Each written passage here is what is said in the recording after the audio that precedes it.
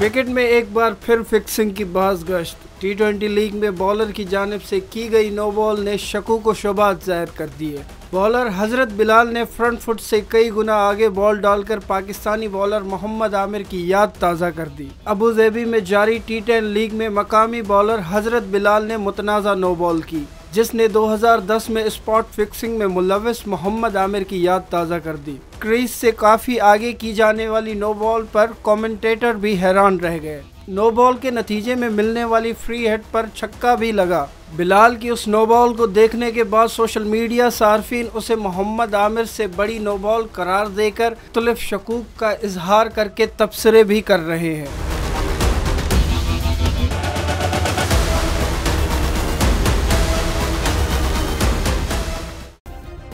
Subscribe करें और bell दबाएं ताकि कोई खबर रह न जाए।